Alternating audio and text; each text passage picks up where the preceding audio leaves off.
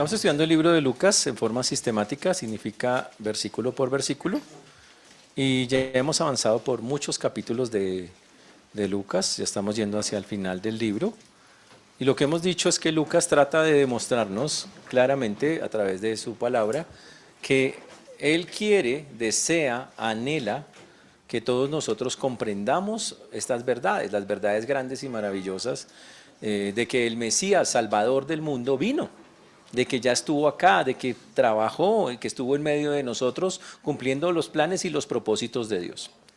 Por eso Lucas comienza yendo al Antiguo Testamento y diciendo, mostrando claramente cómo ese Jesús que vino es específicamente ese Mesías que estábamos esperando.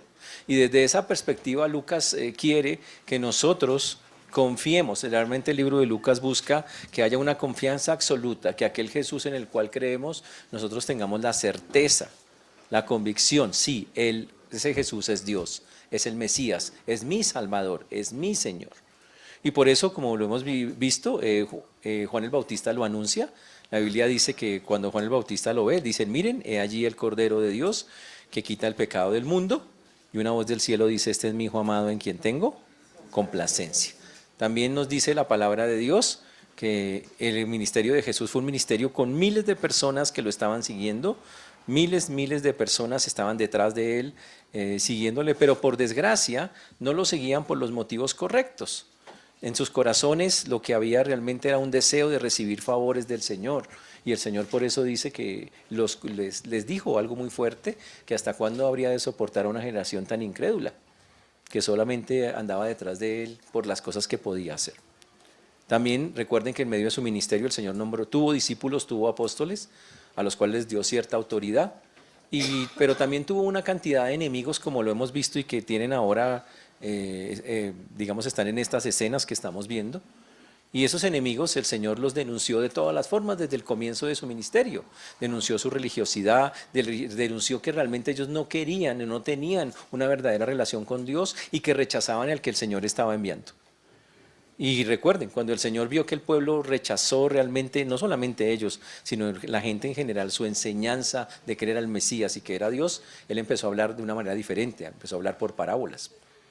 Y que es lo último que estamos viendo, muchas parábolas, porque así es como el Señor terminó su ministerio, enseñando a través de eso. Y lo que hemos visto ya en las últimas semanas, estamos en la última semana, lo que la gente llama la Semana de Pasión, en la cual el Señor entró a Jerusalén, un domingo de Ramos, que más bien parece un lunes, cogió las mesas de los cambistas, y lo que hizo enojar más a los líderes religiosos que lo odiaron todavía más. Ya habían dicho que lo iban a matar, solo que ahora determinaron que tenía que ser urgente, que tenía que ser durante esa fiesta. También trataron de que el Señor cayera en trampas a través de la gramática, significa que dijera frases que lo comprometieran, pero resulta que no, el Señor salía adelante y salían bastante avergonzados. Y es más, y les dio una parábola diciéndoles todo lo que iban a hacer, tratando de que se arrepintieran, tratando de decirles, mire, yo ya sé lo que van a hacer, arrepiéntanse, y ni siquiera así lo hicieron. Ya cuando van saliendo del templo, la Biblia dice que los discípulos miran las piedras muy bonitas, recién pulidas, porque se estaba terminando de construir el templo de Herodes, por donde caminó Jesús. Y él dice que de ese templo no quedará piedra sobre piedra, y efectivamente así se cumplió, una profecía que ya se cumplió una parte y esperamos su cumplimiento futuro a través de lo que el Apocalipsis dice, en los tiempos de la tribulación y la gran tribulación. Y él respondió específicamente esas preguntas. Y la semana pasada estuvimos viendo cómo los sacerdotes empezaron a buscar qué más hacer, ya estaban desesperados, y de la noche a la mañana salió un hombre y dijo, yo les voy a ayudar. Y ese hombre fue Judas, y estuvimos hablando de Judas la semana pasada, de cómo este hombre, literalmente, como dice la Biblia, que Satanás entró en su corazón, se ofreció para entregar al Señor. Algo muy duro, muy terrible. Judas Iscariote, que habló con los sacerdotes y vendió al Señor por 30 monedas de plata. Y hablábamos de cómo es vender al Señor y cómo se puede vender al Señor, algo muy, muy duro y muy tenaz. Pero cuando terminó este asunto, comienza una de las cosas que nosotros más conocemos, en las que nos vamos a demorar un poquito. Vamos a hablar de lo que se conoce como la última cena. Sobre la última cena hay de todo, hay muchas historias, es más, hasta hay un cuadro muy famoso de la última cena donde está una cantidad de gente, está Jesús en el centro y 12 personas sentadas en una mesa muy bonita, con unos manteles espectaculares y todo, y con una decoración así toda europea. No tiene nada que ver con la cena que vamos a ver, no tiene nada que ver. El cuadro está a miles de kilómetros de la realidad de lo que fue esa cena. Hoy vamos a empezar a mirar la institución de la cena del Señor y la importancia para nosotros de esa cena. Y en medio de ello vamos a darnos cuenta que Dios tiene el control de absolutamente todos los detalles de la vida, de cada cosa. Y vamos a llegar a una conclusión muy bonita que daremos aquí al final de este mensaje. Vamos a orar para comenzar. Padre precioso, te damos gracias porque tú eres bueno, Señor, porque para siempre es tu misericordia. Te agradecemos porque hasta aquí nos has traído y tú has sido bueno con nosotros. Rogamos, Señor, que tú obres, que sigas obrando a través de tu palabra en nuestras vidas y corazones. Pedimos perdón por nuestros pensamientos, palabras o acciones que no te han glorificado. Rogamos, Señor, que tú y nadie más que tú, Señor, seas quien nos ayude, Señor, a expresar estas verdades y también a comprenderlas, aceptarlas y vivirlas en nuestro corazón. Por eso te rogamos y te suplicamos, Señor, en esta mañana, que estemos muy dispuestos, que nos ayudes y que salgamos a literalmente, Señor, poder recordar y practicar lo que tú nos vas a enseñar. Ten misericordia de todos los que nos escuchan y de tu siervo quien habla en Cristo Jesús. Amén y amén. Vamos a la última cena, eso se llama Lucas 22, versículo 7 en adelante. Lucas 22, 7 en adelante. El texto dice que llegó el día de los panes sin levadura, en el cual era necesario sacrificar el cordero de la Pascua. Muy interesante. Entonces la Biblia empieza a darnos, a decirnos, a ubicarnos en qué estamos, cuál es el momento en que van a ocurrir estos acontecimientos que llamamos la última cena. Entonces dice acá, es el día en que se sacrificaba el cordero pascual, nos dice el texto, se sacrificaban los corderos para la Pascua. La Pascua era una fiesta judía que llevaba cientos de años celebrándose. La hacían desde los tiempos de Moisés. Cuando a través de las plagas de Egipto el Señor liberó a su pueblo, el Señor dijo que en la última plaga se hiciera un evento recordatorio de la liberación. Y ese evento recordatorio se conoce con el nombre de la Pascua. La Pascua consistía en una fiesta en la cual un padre de familia recordaba a sus hijos todo lo que Dios había hecho, todo lo que el Señor había hecho para hacerlos libres en Egipto. Y empezaron cada año a celebrarla hasta que llegamos a los tiempos de Jesús. Todos los judíos del mundo que en ese tiempo estaban tenían que venir a la fiesta, era obligatoria. Entonces Jerusalén tenía 150,000 personas, pero en ese tiempo Jerusalén pasaba de 150 a más o menos 500,000. Entonces la ciudad era como andar como por el centro en Navidad, la gente compraba, para que me entiendan, era una cosa, tras de que esas calles, ¿ustedes no han ido a Jerusalén? ¿Cómo así? ¿Nunca han ido? Yo he ido por internet, las calles son chiquitas, estrechas, por si no han visto, esa vaina es angosta, y ahora miles de personas caminando por esas calles, pues el ambiente era tremendo. Los animales, todo el mundo, y entonces conforme a la costumbre tenía que sacrificar un cordero, se llamaba el cordero de la Pascua. El cordero era para pedir perdón por los pecados cometidos. El cordero simbolizaba que uno te pedía perdón por los pecados que había cometido. Era el sustituto de uno llevaba el animalito era sacrificado por mis pecados. En ese tiempo se sacrificaban miles, pero miles de corderos. Y obviamente el asunto del sacrificio del cordero y parte de la fiesta es que usted tenía que comerla con sus amigos, sus familiares, todos reunidos en una ceremonia que tenía unos pasos muy puntuales y muy específicos. Jesús quiere celebrar con sus discípulos esa cena que se llama la última porque él sabe que va a morir y por eso se llama la última cena. Y por eso en esta fecha específica, Lucas nos ubica que específicamente en ese momento va a darse lo que llamamos la Santa Cena. Es lo que llamamos el día de la Pascua. Dice el versículo número 8. Y Jesús envió a Pedro y a Juan diciendo, id, preparadnos la Pascua para que comamos. Aquí va. Dice el versículo 8. Y Jesús envió a Pedro y a Juan y les dijo, vayan y preparen la Pascua para que comamos. Mandó a Pedro y a Juan con unas restricciones absolutamente específicas. Significa, les dijo, vayan y hagan los preparativos a fin de que nos sentemos a la cena. El Señor, obviamente, no solamente les dijo que fueran, sino que les dio instrucciones precisas para el lugar específico donde tenía que realizarse. Les dio, y ahí es una cosa increíble. Ahora, siempre esas cenas, en este tiempo, como había tanta gente, encontrar lugares donde se pudieran hacer las cenas era un asunto complejo. Miles de personas tenían que hacerla, pero encontrar un sitio desocupado era muy fuerte, no era fácil.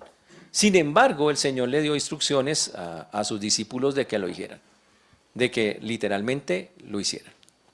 Ahora, para ellos celebrar esa fiesta era algo tan vital, tan importante y tenía un significado. Hasta ese momento el significado específico era, vamos a recordar la liberación que el Señor hizo de nosotros cuando éramos esclavos en Egipto. Si hubiéramos estado en esa época, entramos a esa cena con esa intención. Vamos a recordar lo que el Señor hizo en Egipto para liberarnos. Hasta ahí. Pero cuando vamos a salir de esta cena, el significado empieza a transformarse. Jesús le cambia el significado, le da un significado todavía más fuerte y más grande que es el que vamos a nosotros a estudiar aquí en este punto. Obviamente Pedro y Juan hicieron la pregunta obvia y le dijeron en el versículo número 9, ellos le dijeron, ¿dónde quieres que la preparemos? Señor, tú sabes que estamos en plena fiesta, ya es el día. Ya llegó el día. Recuerden que Jesús entró el domingo de Ramos, que más bien es un lunes, levantó las mesas, estuvo enseñando el martes, el miércoles, ya estamos en jueves. Recuerden que para el calendario judío el día comienza a las 6 de la tarde. ¿De acuerdo?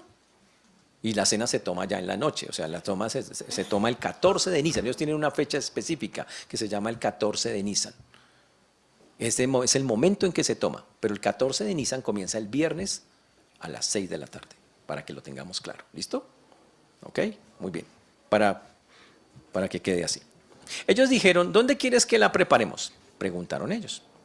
Entonces, él les dijo, versículo número 10, he aquí al entrar a la ciudad, os saldrá al encuentro un hombre que lleva un cántaro de agua.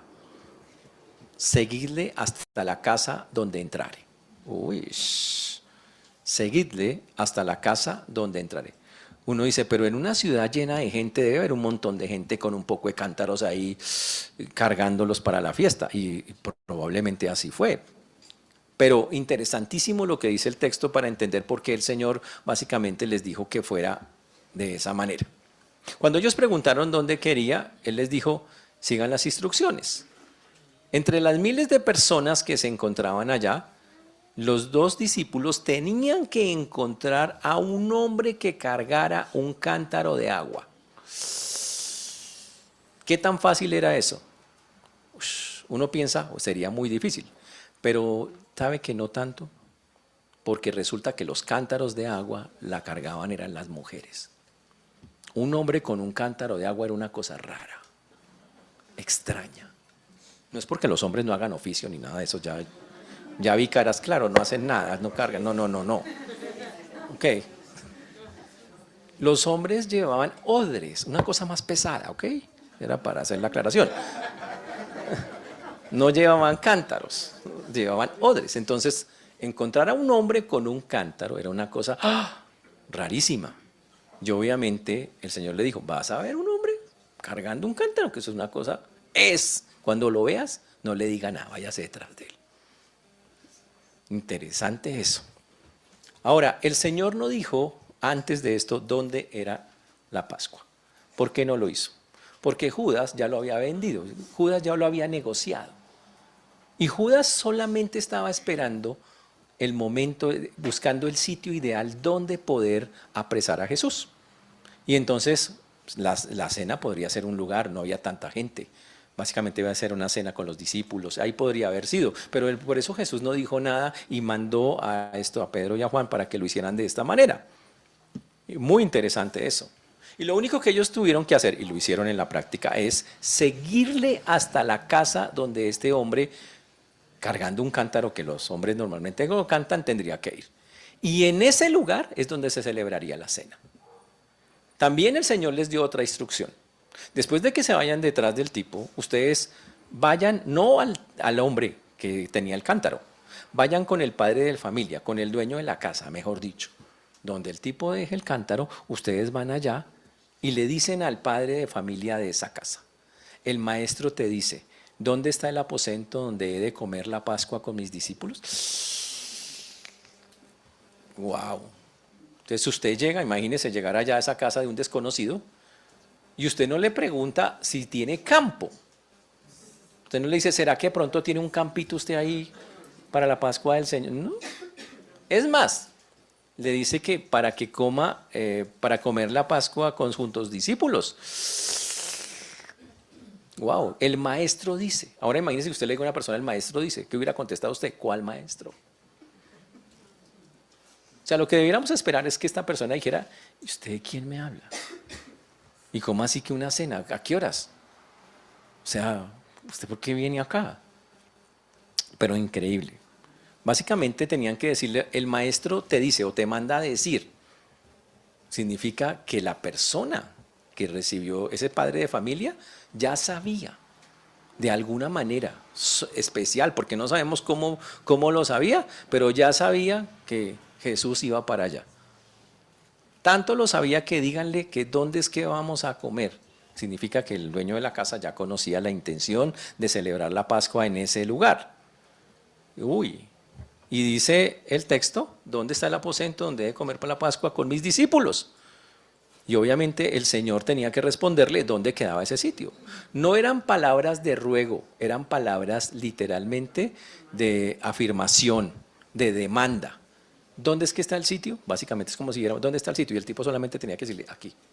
Es ya cuadré esto, ya cuadré lo otro.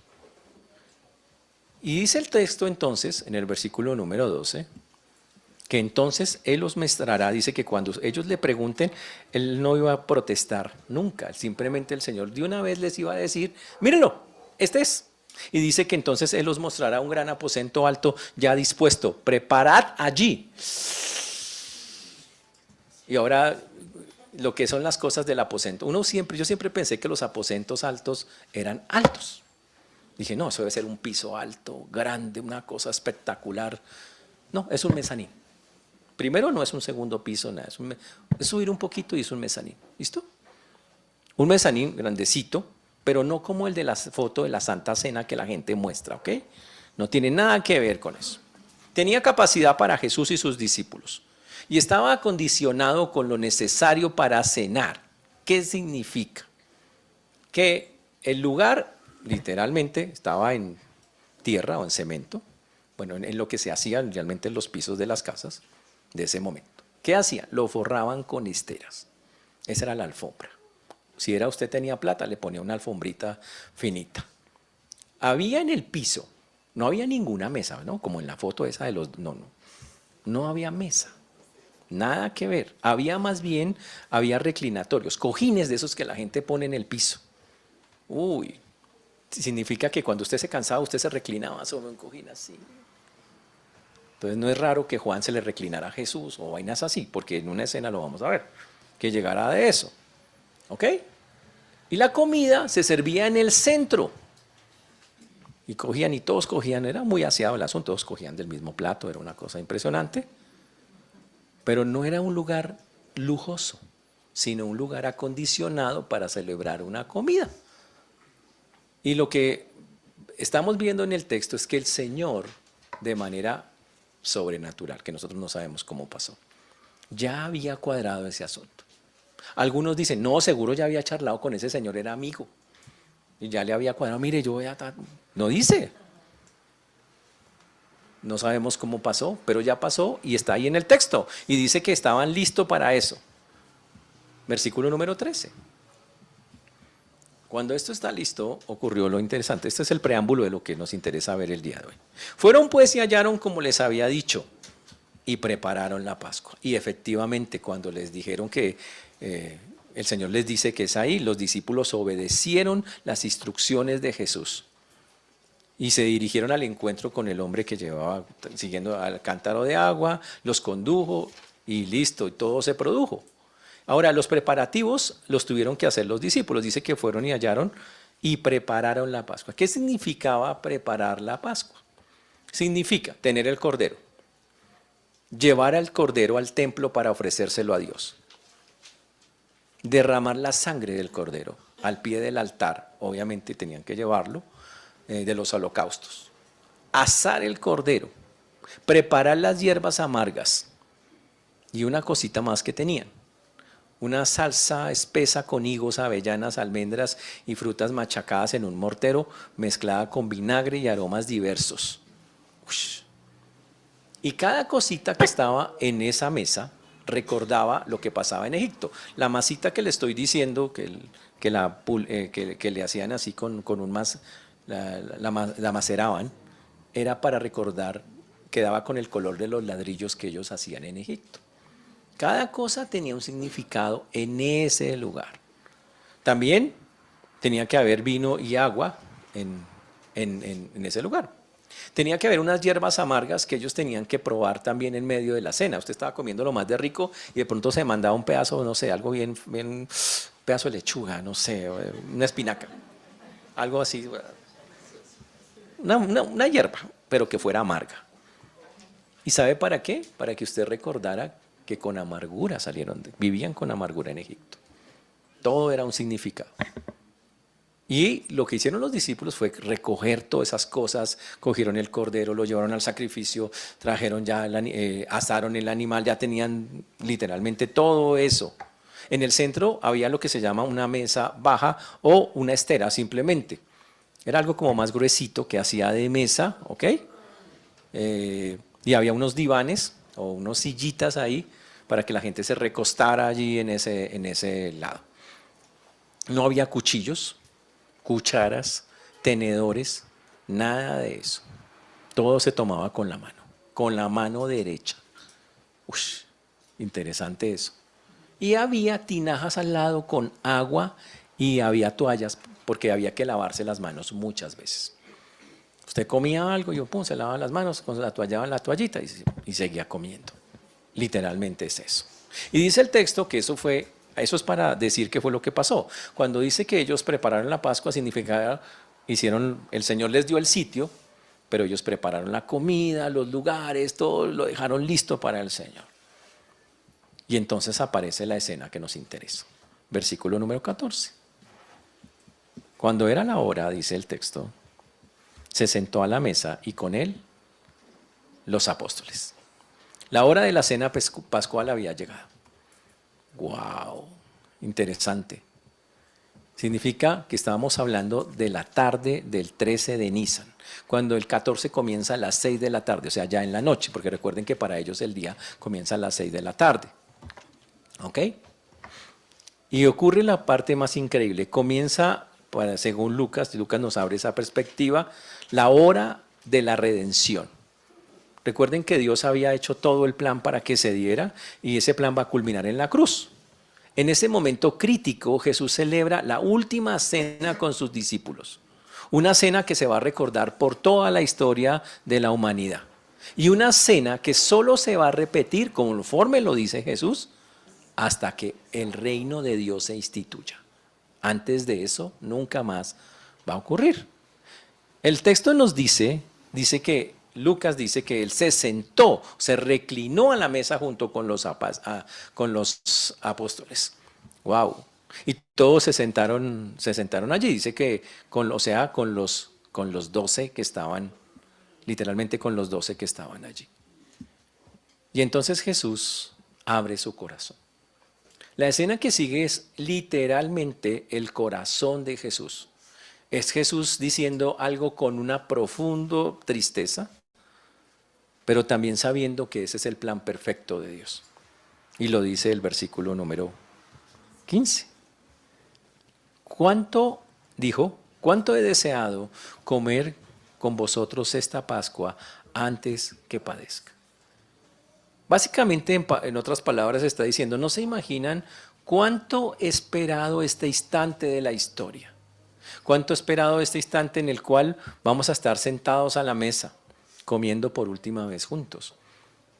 Antes de que padezca. antes de lo que viene.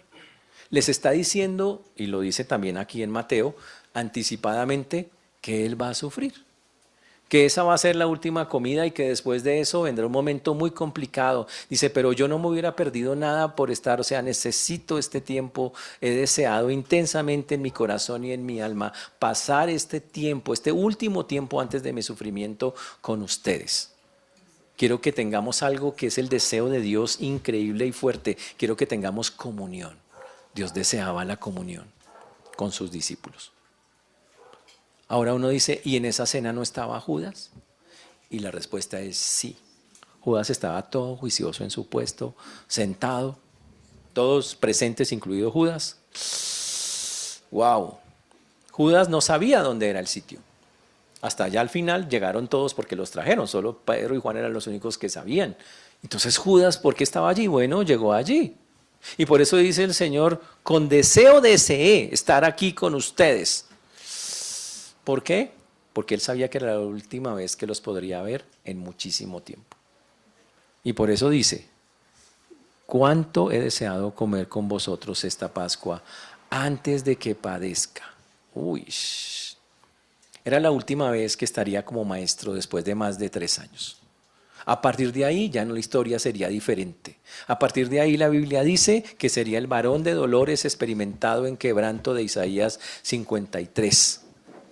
Antes de que padezca significa antes de que me torturen y muera. Antes de que ocurra eso que he dicho muchas veces, antes de que los sufrimientos proféticos lleguen y llegue la muerte. Uy, pero antes de eso yo quiero pasar tiempo con ustedes. Si usted supiera que le quedan muy pocos días o horas de vida, ¿con quién le gustaría estar? Jesús quería estar con sus discípulos. Para ellos eran su familia. Quería estar cerca de ellos, quería animar. Él sabía lo que venía, sabía que para ellos iba a ser algo durísimo, supremamente fuerte, que su maestro sufriera y muriera, iba a ser, y él quería animarlos y sentarse y darles confianza en esa cena. Quería decirles, aquí estoy, tranquilos, esto hace parte del plan. Es más, les dice en el versículo número 16, porque os digo que no comeré más hasta que se cumpla en el reino de Dios. Uy. El final del tiempo está cerca. Y dice que no la comeré más. Dice, no hay otra, no hay manera, ya no hay más tiempo, dice el Señor. No hay más tiempo. Y dice, pero ojo, de una vez dice, vamos a volverla a tener esa cena en un futuro. Eso es lo que está afirmando el texto. El texto dice, hasta que se cumpla, dice, esta es la última, pero tranquilos. Un día volveremos a cenar juntos, cuando yo instaure mi reino. Ush, chévere. Espectacular. Para todos los que no creen en el reino milenial, te lo dedico, literalmente. Hasta que el Señor instaure su reino, un reino aquí en la tierra que Él ha prometido. Aquí está. Y el Señor mismo lo dice. Y dice, no lo voy a comer más. ¡Wow! O sea, hasta que el reino de los cielos se manifieste. Habla de una manifestación real y física. O sea, hasta que venga Jesús a reinar. Entonces, en ese tiempo, volverá a haber otra cena igual a esa. Uy. El Mesías, según la profecía dada en la palabra de Dios, vendría para reinar y lo hará cuando llegue el cumplimiento del tiempo que solo el Padre conoce. Y por eso el Señor más adelante va a seguir hablando de eso y va a puntualizar eso. Por eso más adelante Jesús dice, porque os digo que no beberé más del fruto de la vida hasta que el reino de Dios venga. Está en el mismo versículo 18. Por eso Pablo más adelante, cuando se dio la cena del Señor, dijo, todas las veces que comieres este pan y bebieres esta copa, la muerte del Señor anunciáis hasta que Él venga. El cristiano tiene la esperanza del regreso del Señor. Tiene la esperanza de que un día Él reinará y tiene la esperanza de que un día la cena que nosotros normalmente tomamos sin Él, para recordarlo, la tomaremos con Él. porque así el Señor lo ha prometido. Eso es lo que está diciendo el texto. Uy, interesante. Así que esta Pascua es la última que el Señor está comiendo con ellos. Wow, es la última. Pero también dice el texto, versículo 17, que entonces el Señor, siguiendo las instrucciones de la cena, vamos al versículo número 17, de que se nos fue, versículo número 17. Y habiendo tomado la copa, dio gracias y dijo, tomad y repartirlo entre vosotros. Ahora, ojo con esa copa. Esa copa no es la copa de la cena donde dice, este es mi cuerpo. No. Simplemente el Señor está diciendo y haciendo lo que se hacía normalmente en esa ocasión. Está siguiendo literalmente, como la cultura de ellos, de que había varias copas. Y simplemente está haciendo la copa que llamaríamos la copa inicial. En esa copa inicial el Señor cogía y la repartía, dice, tomad esto y repártanla entre ustedes, dice el texto en el versículo número 17. Wow. Ahora les voy a decir cómo funcionaba el orden exacto de esa Pascua. O sea, la Pascua tenía un orden que por años, por siglos habían hecho. Entonces, el padre de familia se paraba y daba la bendición y levantaba la primera copa y bendecía la copa, que es lo que está haciendo Jesús. Se servía el primer plato, en la cual había legumbres, hierbas amargas, una salsa especial de higos, dátiles, pasas, manzanas, almendras, especias y vinagre. Se servía la comida, pero no se tomaba aún. Se mezclaba la segunda copa y se presentaba, pero todavía no se bebía. Simplemente la comida quedaba ahí preparada. Después de eso, con todo listo, ya se tomaron la primera, van la segunda copa. Entonces el padre de familia hablaba una cosa que se llama la Agada, que básicamente es que él hablaba en arameo normalmente y recordaba la historia del Éxodo. Y le contaba, normalmente los niños se sentaban en esa fiesta, y entonces les contaba, mire lo que hace años el Señor hizo así, así, así, así. Cantaban también el Jalel pascual, significa una serie de salmos, los cantaban o los recordaban ahí y se bebía la segunda copa que se llama la copa de Haggadah. También otra copa con una recordación especial. Después de todo eso venía el plato principal y el padre oraba una oración especial sobre el pan. La comida, y ahí entonces entraba la comida compuesta por el cordero pascual y las hierbas amargas y el vino. Y se daba al final la acción de gracias sobre la tercera copa, que era la copa de bendición. Y todo eso era un ritual así literal, y todos lo hacían de esa manera. Después se servía la cuarta copa, que era ya después de haber comido, y todas estas ya habían comido una para bendecirla. Y al final se cantaba el Jalel, otra parte, otros himnos específicos, y se hacía una plegaria por la última copa, que era otra copa de bendición. Eso es lo que normalmente la gente hacía en la Pascua, y hasta el sol de hoy los judíos siguen celebrando la Pascua. ¿Ok? Hasta el sol de hoy. La siguen haciendo tal cual, porque para ellos el Mesías no ha venido ni nada ha cambiado. ¿Ok? Entonces, luego de las palabras de Jesús, una vez sentado a la mesa en que expresó su deseo de comer con sus discípulos, entonces comenzó lo que llamamos la cena pascual, la que está acá, que concuerda con toda la celebración. También dice que en ese momento el Señor dio gracias y comenzó. Y fue cuando viene esta escena que dijo, y habiendo tomado la copa, dio gracias, tomad esto y repartirlo entre vosotros. Y entonces empezó algo que es muy parecido a lo que nosotros hacemos actualmente. Ahora la gente pregunta, y específicamente en este punto, ¿cuántas copas había? Ya dijimos que había 4 copas. Acá en el texto, durante la esta había cuatro copas. Pero el Señor aclara, en esta todavía el Señor no está haciendo literalmente lo que nosotros hacemos en la cena. Ahora, cuando el Señor dice que la dio gracias, la repartió y dijo, porque os digo que no beberé más del fruto de la vid hasta que el reino de Dios venga. Y vuelve y repite, para el Señor es muy importante entender, va a venir el reino de Dios. Tenemos que creer tenemos que confiar que el reino de Dios va a darse en algún momento de la historia. ¿Cuándo? No lo sabemos, pero el Señor lo prometió y Dios no miente. Y Él dice, y no voy a beber más del fruto de las uvas, de la vid, hasta que esto ocurra.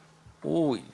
Y lo que ocurrió en esa copa primera que estaba mostrando Él es que todos cogieron la copa, empezaron a beber, la repartió entre todos. Ahora, el Señor iba a morir al día siguiente, de manera que lo dice con muchísima tristeza. Eso es una cosa, porque iba a morir. Nunca más bebería esta celebración pascual. Pero siempre con esta tristeza, si lo miramos detenidamente, viene la esperanza, ya que prometió que en el futuro regresaría y que esa comida sería natural con los creyentes, volverían a tener interacción. Uy, wow. ¿Cuándo va a pasar eso? Vamos, cuando venga se instaure el reino de Dios, cuando se instaure el reino de Dios. Pero también dice el Señor, y tomó el pan, y dio gracias, y lo partió. Y aquí sí viene lo interesante. Y tomó el pan, y dio gracias, y lo partió, y les dio diciendo, este es mi cuerpo que por vosotros es dado. Haced esto en memoria de mí. Y aquí empieza, y el Señor empieza ahora a decirle, coman la Pascua de manera normal, no les estoy diciendo que la cambie. Pero ahora, en esta parte, hagan lo siguiente, recuérdeme, básicamente. No olviden algo que yo estoy por hacer, lo dice el texto. Por eso dice, y tomó el pan, y dio gracias, y lo partió y les dio diciendo, este es mi cuerpo, que por vosotros es partido. Entonces, durante el transcurso de la cena, el Señor instituye una de las dos ordenanzas que los cristianos tenemos. ¿Cuáles son las dos ordenanzas que el cristianismo sigue? El bautismo y la cena. ¿Y por qué no seguimos las otras? La comunión, la primera, la segunda comunión, la tercera. No, ¿por qué no seguimos esas? ¿Por qué no estamos en esas? Porque en la Biblia no están. En cambio, estos fueron mandatos del Señor. Vayan y bautícense, es un mandamiento obligatorio. Y la otra, la cena del Señor. Son cosas que el Señor dijo se hacen de manera obligatoria. Y en un determinado momento de la cena, la Pascua cedió el lugar y comenzó lo que llamamos la ordenanza del Señor. O sea, lo que sí hacemos en la cena. Empezó a decir al Señor, esta cena tiene que convertirse, esta parte de la cena, en un símbolo exterior. En un símbolo, en una representación de una verdad espiritual. Y en medio de que estén haciendo esto, ese símbolo, cuando estén tomando el pan o con la copa, va a tener unos significados específicos que quiero que ustedes nunca olviden. Por eso, en las dos ordenanzas son ritos simbólicos. Tanto el bautismo nos recuerda algo simbólico del Señor como la cena. Y eso es lo que Él trata de hacer. Ahora, así es como nosotros, ¿cómo la tenemos que mirar nosotros? ¡Wow! Ahora, voy a decir primero los puntos de vista exagerados de cómo toma la gente esto es texto que nosotros estamos diciendo. Algunos que no creen dicen, los cristianos se inventaron eso. Ellos se inventaron eso. Eso es algo un rito que ellos inventaron ahí para que la gente siga a Jesús. Pero eso no es nada que realmente haya el Señor hecho. Wow. Para nosotros es de vital importancia entender que si usted toma la cena, que si hacemos una cena, literalmente lo hacemos porque confiamos plena, completa, totalmente en que es algo que el Señor mandó, y para eso uno estudia la gramática, la historia y mira e interpreta de manera literal los acontecimientos que están acá. Por eso más adelante, en el año 51, Pablo, ¿qué hace? Recuerda a los creyentes de la iglesia de Corinto la ordenanza del partimiento del pan, no como un hecho histórico, sino como algo que te tiene que hacer, que es Primera de Corintios, el capítulo 11, donde Pablo nos habla de la cena del Señor y cómo la cena del Señor se estaba celebrando para recordar específicamente este punto que estaba allí. Ahora, la ordenanza se estableció mientras comían. Básicamente en ese tiempo no era que ellos tomaran la cena en medio de un culto. No, Ellos tenían un ágape, una reunión, y en medio de la reunión ellos recordaban y hacían, vamos a hacer, y tomaban y específicamente la cena pascual. En la cena pascual no se comía pan con el primer plato. El padre de familia repartía medio pan entre los comensales y antes de la oración de acción de gracias y empezaba a partirlo y a darlo a cada uno. Era la forma en que se hacía. El padre también servía la copa a los comensales. O sea, por eso si usted mira 1 Corintios 11, usted encuentra que el contexto es que la gente está comiendo y que unos se botaban a comer antes que otros. Y por eso está 1 Corintios 11, para que la gente diga, cada uno espere a los demás, porque el contexto de la cena en ese tiempo fue una cena común y corriente, la cena pascual, donde ellos estaban y ahí se instituyó el asunto. Por eso el partimiento de pan ocurrió en este texto durante el plato principal, con el cordero pascual. Y en ese momento el Señor tomó el pan que estaba en la mesa, pan sin levadura, lo bendijo y lo dio a sus discípulos para que participasen todos y les dio un pedazo a cada uno. O sea, significa que el Señor cogió el pan y lo trozó para que cada uno de los discípulos tomara una parte del pan. Uy, ¿qué bendición dijo? No, la Biblia no nos dice qué dijo. Pero el Señor le añadió algo que no estaba en ninguna parte. Le dijo, este es mi cuerpo que por vosotros es dado. Este es mi cuerpo.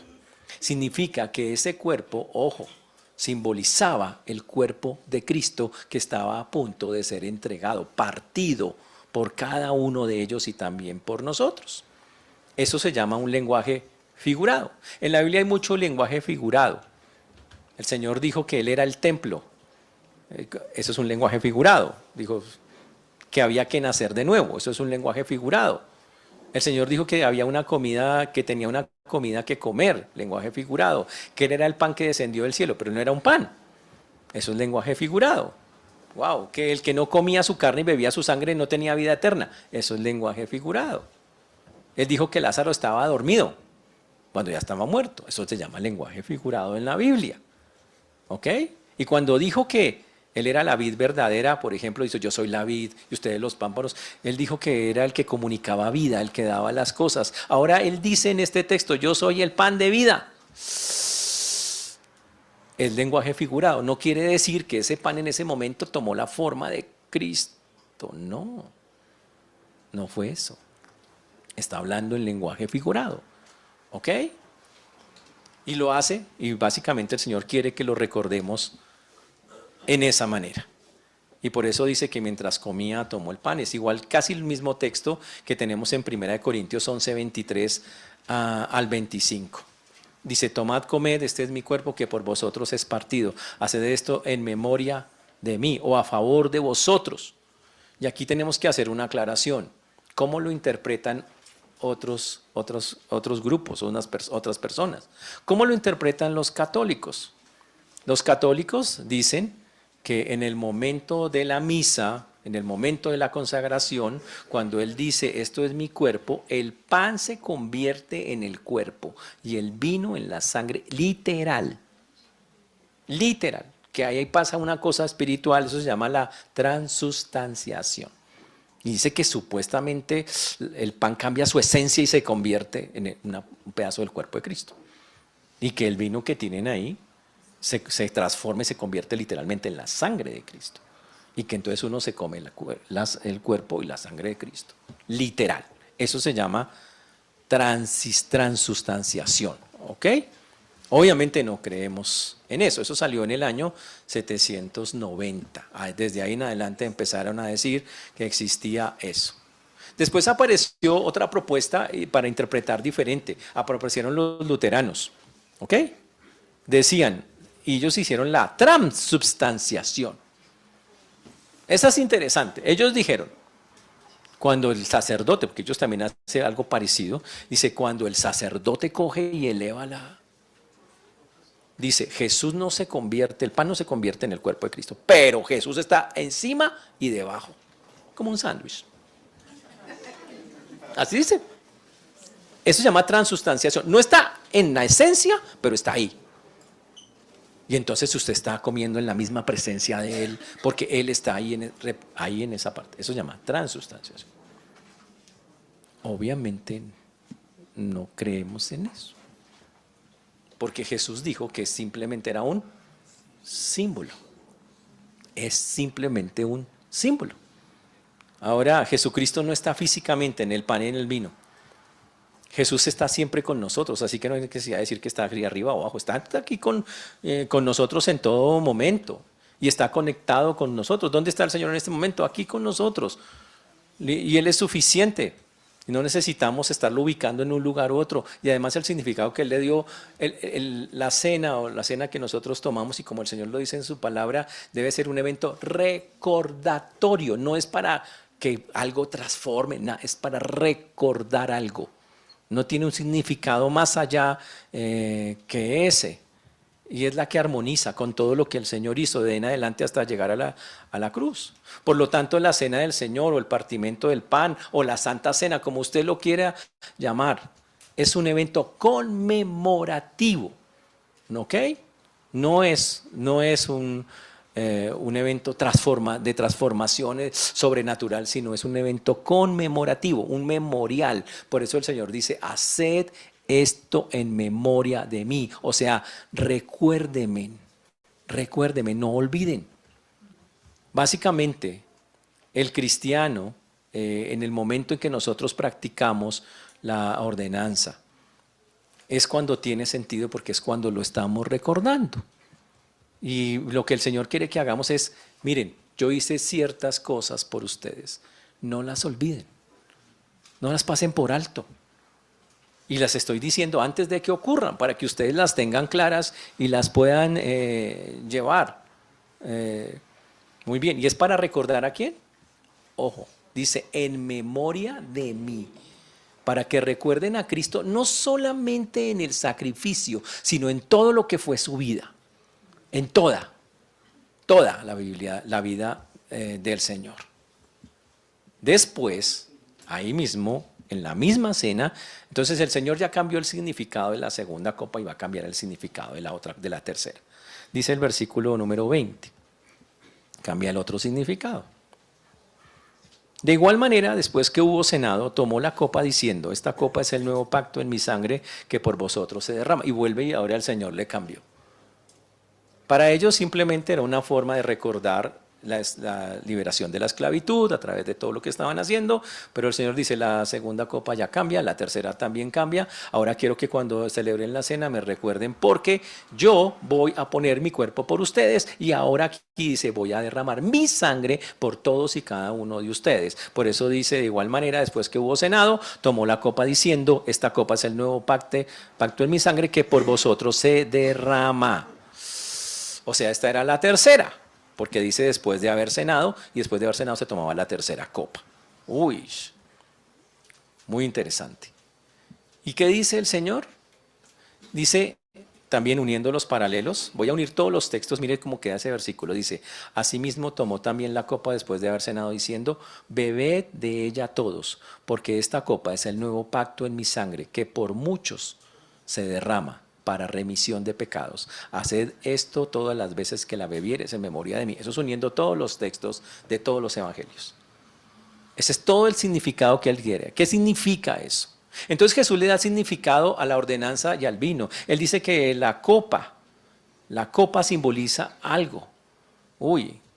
Y más importante, recuerden que la palabra copa en la Biblia significa muchas cosas. Jesús dijo más adelante, pasa de mí esta copa. Entonces la copa se podía, y por eso toca entender específicamente qué significa. ¿Ha escuchado usted la frase, bebo un vaso de agua? ¿Cierto? ¿Y usted de verdad se bebe un vaso de agua? ¿O se bebe es el agua del vaso? Usted se bebe el agua del vaso. Usted no se bebe el vaso. Pero figurativamente entendemos. Y es básicamente lo mismo que está diciendo acá. Entonces el Señor está diciendo, cuando se habla de la copa, se está refiriendo al vino que contiene la copa. Y el Señor dice que el vino de la copa es el símbolo de su sangre en el nuevo pacto. ¡Wow! Y eso es muy importante. Dice que es el símbolo de su sangre en el nuevo pacto. Uy. Ahora, ¿qué pasó en ese momento? muchos dicen, pues empezó a circular la copa y todos empezaron a tomar. Otros dicen, no, cada uno tenía su propia copa. Las dos cosas pueden pasar. La Biblia no aclara exactamente cómo lo hicieron. Y la cultura judía lo hacía de las dos maneras. Por una época lo hizo repartiendo una sola copa y otras veces lo hizo, cada uno tenía su propia cosa. Ahora, para el Señor lo más importante era hacerlo de corazón, como algo que la persona entendiera. ¡Wow! Que el contenido, el vino, lo que estaba allí dentro de esa copa era lo que él tenía lo que él quería que entendieran su significado. Y significa, mi sangre tiene una razón de ser. Y esa razón es derramarla. La palabra es vertirla, soltarla por ustedes, o sea, por nosotros. Y obviamente es porque somos pecadores. Es por la inmensa necesidad que el ser humano tiene de ser salvado. Pero algo interesante, Pablo dice, hace de esto todas las veces. Significa, no hay limitación para recordar esto. Lo podemos hacer todas las veces que queramos hacerlo. El Señor, los cristianos podemos partir el pan cada semana, cada día, cada quincena, cada mes, cuando lo deseemos. No hay una regla específica. Dice, hágalo todas las veces en memoria de mí, solo que cuando lo haga en memoria del Señor. Uy. Lo importante a resaltar ahí, señores, y para nosotros, y esa es la parte que tenemos que recordar, porque es tan importante para nosotros, porque con esto se establece algo que se llama el nuevo pacto. Ese concepto es muy importante. Hasta ese momento la gente vivía bajo el concepto de la ley. El que la hace, la paga. La ley judía, 613 reglas, lo que se llama la ley de Moisés o la ley mosaica. Pero la ley mosaica no salvaba a nadie. La ley mosaica no podía satisfacer las demandas de Dios. La ley de mosaica no podía pagar el pecado de ninguno de nosotros. Al contrario, la ley por no poderla cumplir me condenaba. Usted trataba de llevarla a cabo y no podía. Y usted decía, tenía que ir un día donde Dios, Señor, no puedo tener misericordia de mí, que era lo que el Señor quería. En cambio, dice la Biblia, que la sangre del nuevo pacto sí puede hacerlo, en la cual Dios hace las cosas, produce, ¿y en qué consiste? Que produce una mente y un corazón que ahora se identifican con Cristo. Que todos los pecados del creyente, ya el Señor dice, les son perdonados y el Señor ya no hace memoria de ellos. Dice la Biblia en Hebreos 8:12, porque seré propicio a sus injusticias y nunca más me acordaré de sus iniquidades. ¿Sabe qué más dice el Señor?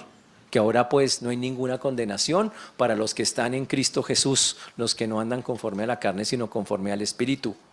El nuevo pacto ofrece redención, perdón de pecados, salvación completa. Y por eso es tan importante que se haya institucionalizado en ese momento. Y por eso es tan importante que la recordemos. Esta copa es el nuevo pacto.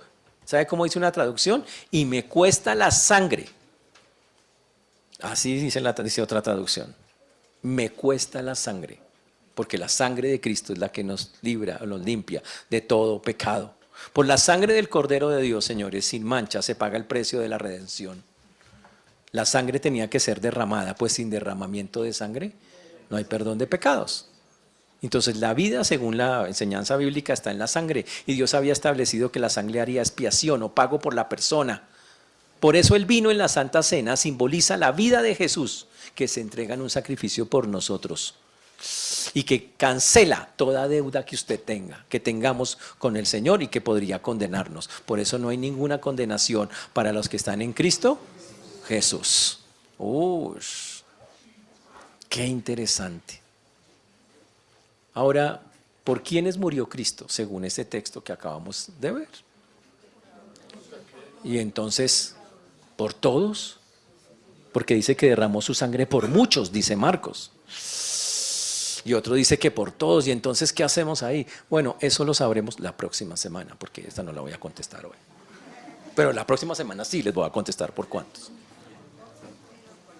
Pero lo que sí tiene que quedar claro para nosotros, y muy claro, supremamente claro, es que lo que tenemos hoy tuvo un costo que lo que realmente disfrutamos hoy, esa redención, esa que no hay ninguna condenación, que nadie lo va, cuando usted llegue al cielo, señores, nadie lo va a acusar. Por ejemplo, llega usted al cielo y el Señor dice, Gaby, manda a Gaby, tráigame el prontuario de Juan, un ejemplo. ¿Alguien se llama Juan? Bueno, tráigame el prontuario de Juan. ¿Y sabe qué traen? Una carpeta y abren la carpeta y no hay nada. Porque Juan no debe nada. Pero dicen, tráigame el de Jesús. Y el de Jesús tiene todo el de Juan más el de todo el mundo. Es básicamente eso.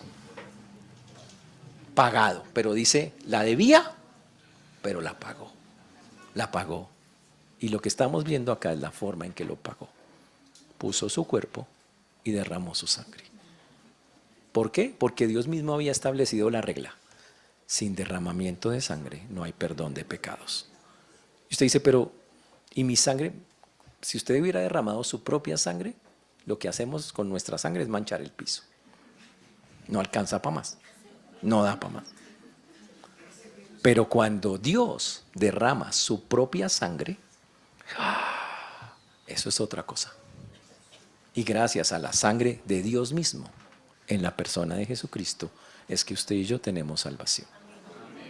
Entonces, en este año, muchachos, hemos disfrutado una vez más de esa salvación, por haber creído en aquel que nos salvó.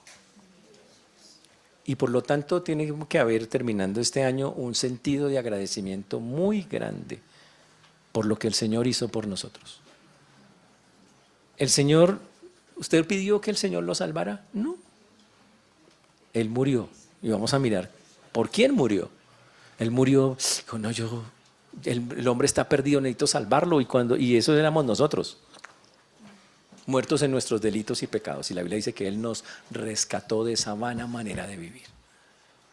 Por eso es tan importante la cena, porque ese evento nos recuerda, Señor, esto fue lo que tú hiciste por nosotros, gracias. Y lo que debería producirse después de una cena, durante una cena o aún fuera de la cena es, Señor, te quiero recordar a ti.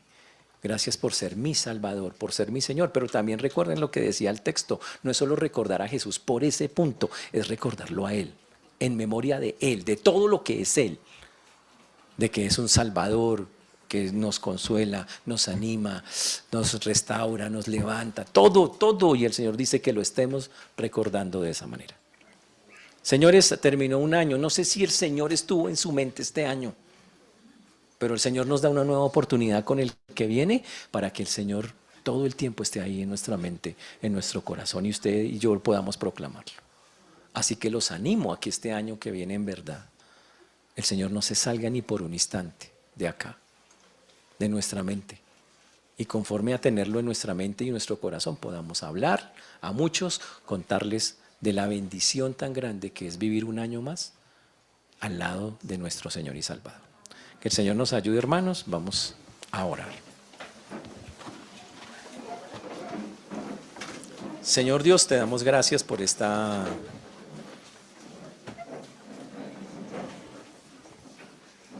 mañana. Gracias por tu sangre derramada en la cruz del Calvario por cada uno de nosotros.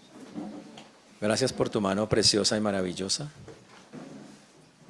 Gracias, Señor, por tu guía en tantas y tantas cosas. Gracias, Señor, por esa cena donde tú una vez más afirmaste cuál era el papel que venías a hacer a esta tierra. Gracias porque, aunque no lo pedimos, tú decidiste poner tu cuerpo por nosotros y derramar tu sangre, Señor, con un propósito específico como fue el perdón de nuestros pecados. Gracias porque eres un Dios que está cerca, que siempre quiere relacionarse, que nos ama y que de tal manera nos amó que envió a su propio Hijo para que el plan de salvación y redención se cumpliera. Por eso hoy, Señor, estamos muy agradecidos y muy contentos de lo que hiciste por nosotros y ayúdanos a no olvidar este pasaje, este simbolismo que nos das, que no es otro que recordar a ti en todos los aspectos y especialmente en aquel en el cual, gracias a tu cuerpo molido por nosotros y tu sangre derramada, podemos tener acceso libre al cielo, y tú ser nuestro Señor y Salvador.